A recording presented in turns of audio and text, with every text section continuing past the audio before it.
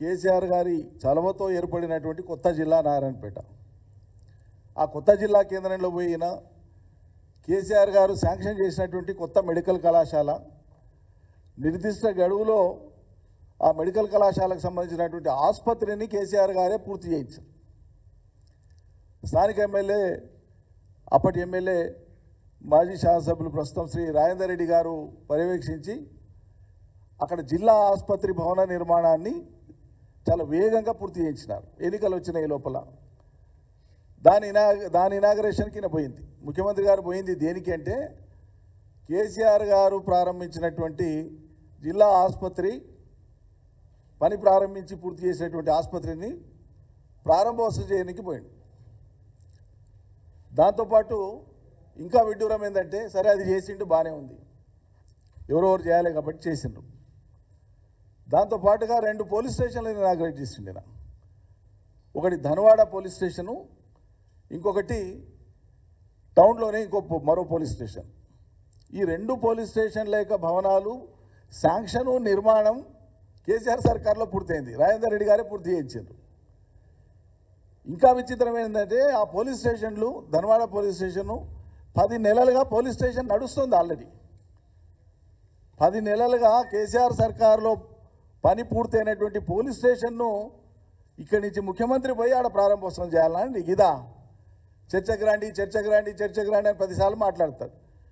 నువ్వు పోయి కూర్చొని ఇనాగరేట్ చేసినటువంటి ఆ భవనాలే చర్చిస్తున్నాయి. నువ్వేం చేసిన పని, అంతకు మించిన చర్చ కావాలా? నాకు అర్థం కాదు. సిగ్గనిపించాలి కదా. ఏ స్థాయి వ్యక్తి ఒక ఎమ్మెల్యే చేసుకుంటాడు, అది కూడా ఇప్పుడు పూర్తయితే ఒక పోలీస్ స్టేషన్లో ఒక ఎమ్మెల్యే చేసుకుంటాడు. సరే, హోంమంత్రిత్వ శాఖ మీతో ఉంది, మీకు చేయాలని ఉబలాటం ఉంది, సంతోషం.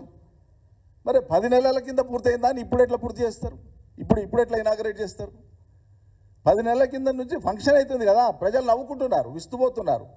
అది పోలీస్ స్టేషన్ నడుస్తుంది, దీన్ని వచ్చి ఇనాగరేషన్ చేయడం ఏందా బాబు అని. వీరికి తెలిసినటువంటి అభివృద్ధి నమూనాకి ఇటువంటిది. ఇంకా విచిత్రం ఏంటంటే, అంతకుముందు చాలాసార్లు చాలా తేలికగా మాట్లాడు. కేసీఆర్ జిమ్మేదారు లేకుండా ఇష్టమంటులు జిల్లాలు చేసిండు, అది ఇదని డూమ్డామని ఈ మధ్యలో ఆపిండు ఆ టాకును. ఆ మధ్యలో మాట్లాడాడు.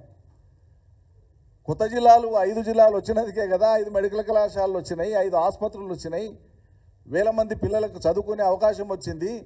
అన్నింటికి మించి ఈయన మెడికల్ కళాశాల విద్యార్థులతో మాట్లాడేటప్పుడు ఒక అమ్మాయి పేరు సత్యజ్యోతి, అమ్మాయి నల్గొండ జిల్లా వాసి. అమ్మాయి అక్కడ చదువుకుంటుంది, అడ్మిషన్ వచ్చింది, మెరిట్లో వచ్చింది అమ్మాయికి. ఆ అమ్మాయి అన్నది మాట్లాడేటప్పుడు మేము చాలా సంతోషంగా ఉన్నాం సార్, తెలంగాణ రాష్ట్రం వచ్చింది కాబట్టి, ఇక్కడ కొత్త జిల్లా ఏర్పడింది కాబట్టి, ఆ కొత్త జిల్లాలో కొత్త మెడికల్ కాలేజ్ వచ్చింది కాబట్టి నాలాంటి పేద గిరిజన అమ్మాయికి ఒక సీట్ వచ్చింది ఇక్కడ అని చెప్పింది. నీవు ఆశించినటువంటి చర్చ, నువ్వు కేసీఆర్తో చేద్దామనేటువంటి చర్చ ఆ పోలీస్ స్టేషన్ చేసింది, ఆ ఆసుపత్రి చేసింది, ఆ సత్యజ్యోతి చేసింది. ఇంకా అంతకు మించిన జవాబులు నీకు అక్కర్లేదు మహానుభావ. అరే ఎన్ని అబద్ధాలని నాకు అర్థం కాదు. ఆ స్థితిలో, ఆ స్థాయిలో ఉండేటువంటి వ్యక్తికి ఏ రకంగా అవకాశం అన్నా రానియండి, వచ్చింది. ఎంత ఉందాగా మాట్లాడాలి, ఏం మాటలు అవి నాకు అర్థం కాదు. ఆ గతమంతా మొత్తం ఏదో కేసీఆర్ మొత్తం ధ్వంసం చేసినట్లు ఈయన వచ్చి నిర్మాణానికి పూనుకున్నట్టు మాట్లాడతాడు. ఇప్పుడు ఈరోజు యాసంగి సీజన్, ఇది ఫిబ్రవరి 22 తారీఖు నాడు ఉన్నాం. యాసంగి పంటలు ఆల్రెడీ సుమారు 6 లక్షల పైచీలకు ఎకరాలలో ఇప్పుడు ఉమ్మడి పాలమూరు జిల్లాలో యాసంగి పంటలు ఇప్పుడున్నాయి, ఈ క్షణం ఉన్నాయి. ఏం మాట్లాడతాడు ఈయన? కేసీఆర్ 10 ఏళ్ల సర్కారులో అసలు నీళ్ళే వేయలేదంటాడు. వానకాలంలో 12 లక్షల ఎకరాలు ఎట్లా పండాయి, ఇప్పుడు 6 లక్షల ఎకరాల్లో పంటలు ఎట్లున్నాయి? నీవు వచ్చి చేస్తావా? 1 ఎకరాకి ఇస్తావా నీళ్ళు? రేవంత్ సర్కార్ వచ్చి 1 ఎకరాకి నీళ్ళు ఇచ్చిందా పాలమూరు జిల్లాలో? 10 ఏళ్ల కాలంలో కేసీఆర్ సర్కార్ ఇచ్చిన నీళ్లతోనే కదా ఈ అభివృద్ధి వచ్చింది. ఇది కళ్ళ ముందల కనిపిస్తుంటే, లక్షల ఎకరాల వరి ఇయ్యాలటి కూడా కళ్ళ ముందల కనిపిస్తుంది. ఇతర పంటలు ఉన్నాయి, వరుసగా పండుతున్నాయి. 2016-17 నుంచి వరుసగా పండుతున్నాయి. అద్భుతమైనటువంటి పంటలు వచ్చినాయి. కొన్నది సర్కారే, లెక్కలు సర్కారుతోనే ఉన్నాయి. అనుభవించిన ప్రజలు వాళ్ళ జీవితాల్లో వచ్చిన ఆర్థిక స్థితితో, పురోగతితో నమ్మకం పెరిగి, ధైర్యం పెరిగి పిల్లలు చదివించుకుంటున్నారు, ఇళ్ళు కట్టుకుంటున్నారు, ఊళ్ళు బాగైనాయి, పల్లెలు బాగైనాయి, చర్చిద్దామా అంటాడు. నవ్వుకుంటున్నారు ఆ ప్రజలు. కానీ ఈయనకే చేత కాలేదు కానీ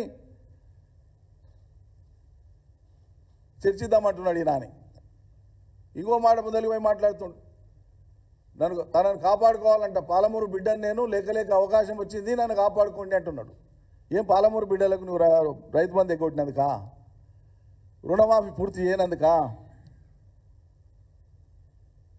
ఇలా పోయి పంటలు ఎండబెడుతున్నందుక, నీళ్ళు ఇయ్యక కరెంట్ ఇయ్యక, దేనికి కాపాడుకోవాలి నాయన మహానుభావా? నిన్ను దేనికి కాపాడుకోవాలంటున్నా? నువ్వు చేసింది ఏంది? వరగబెట్టింది ఏంది పాలమూరుకి? అరే ఈడికి 100 సార్లు మాట్లాడినాం మేము, ఈడ మాట్లాడినాం, జిల్లాలో మాట్లాడినాం, మేము మాట్లాడినాం, అనేక మంది మా పార్టీ నాయకులు కానీ ప్రజాప్రతినిధులు, మాజీ ప్రజాప్రతినిధులు మాట్లాడారు. అరే పాలమూరు రంగారెడ్డి అనేటువంటి ప్రాజెక్టును కేసీఆర్ మొదలు పెడితే ఇదే కాంగ్రెస్ సర్కారు, ఇదే చంద్రబాబు నాయుడు మనుషులు అటు ఆంధ్రప్రదేశ్ నుంచి ఇక్కడి నుంచి అనేక రకాల కేసులు వేసి 196 రకాల కేసులు వేసి ఆ ప్రాజెక్టు ముందలి పోకుండా అవరోధాలు సృష్టిస్తే వాటన్నింటినీ అధిగమించుకుంటూ రాష్ట్రం యొక్క సొంత నిధులతోన 24,500 ఎకరాల భూసేకరణ ఉంటే 20,000 ఎకరాల భూసేకరణ పూర్తి చేసి 34,000 కోట్ల రూపాయలు ఇదివరకే ఖర్చు చేసి 5 రిజర్వాయర్లు పూర్తి చేసి దాదాపు ఒక ఉదండాపూర్లో కొద్దిగా పని మిగిలింది. 4 పంపింగ్ స్టేషన్స్ పూర్తి చేసి కంప్లీట్ చేసి కేవలం ఒక 3-4 నెలల పాటు సీరియస్గా పనిచేస్తే ఒక 1,000-1,200 కోట్లు ఖర్చు పెడితే ఆ ప్రాజెక్టు ఫలం నల్గొండ, రంగారెడ్డి, పాలమూరు ప్రజల నోట్లోకి వస్తారు. 12,30,000 ఎకరాలకు నీళ్ళు వస్తాయి. మా పాలమూరు బిడ్డవే కదా, 15 నెలల నుంచి ఏం పని చేస్తున్నావు? ఇక నీ భాషలో మాట్లాడాలంటే మేము చాలా మాట్లాడవచ్చు కానీ సంస్కారం అడ్డం వస్తుంది. 15 నెలల నుంచి ఎక్కడ పోయింది పాలమూరు బిడ్డ?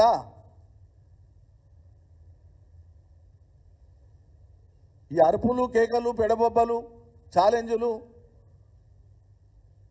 నీతిబాహ్యంగా మాట్లాడడం, నిందలు వేయడం ఇదేనా?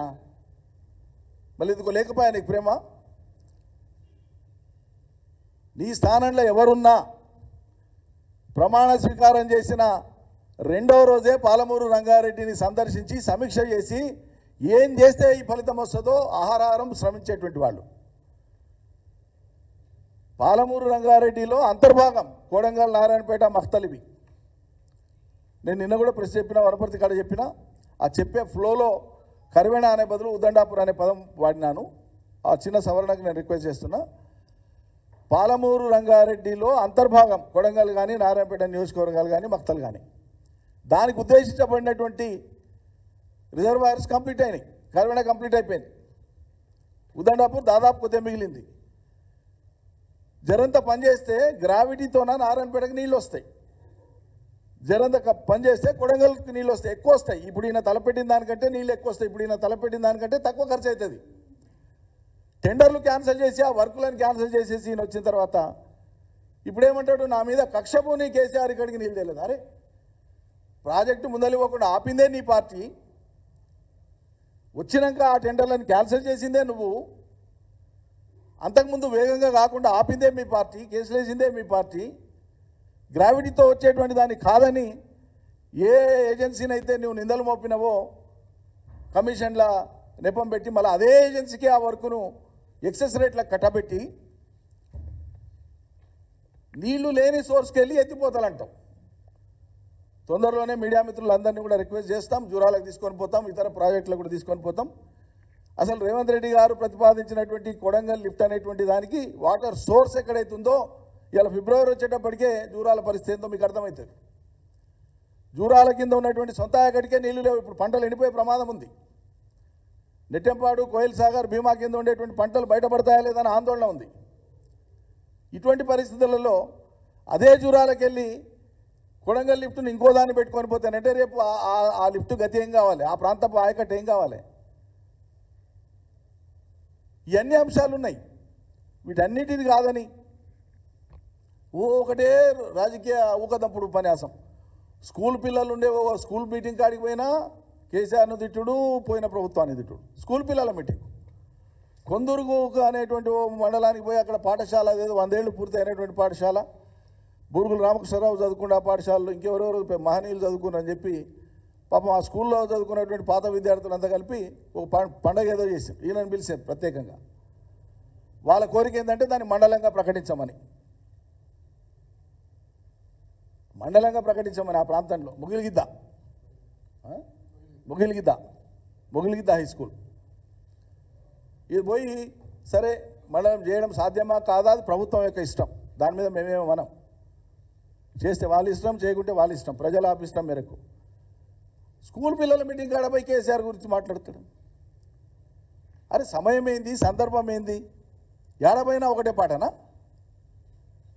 విఘ్నులు ఉంటారు సమాజంలో, గమనిస్తారు, కనీసం వాళ్ళు అంచనా వేసుకుంటారు, నేతల గురించి, రాజకీయాల గురించి, పార్టీల గురించి అనేటువంటి ఉండాలి కదా. ఏడపోతే ఆడ కేసీఆర్ను తిట్టుడు, పోయిన ప్రభుత్వాన్ని తిట్టుడైనా. నీవేం చేస్తావో చెప్తివా?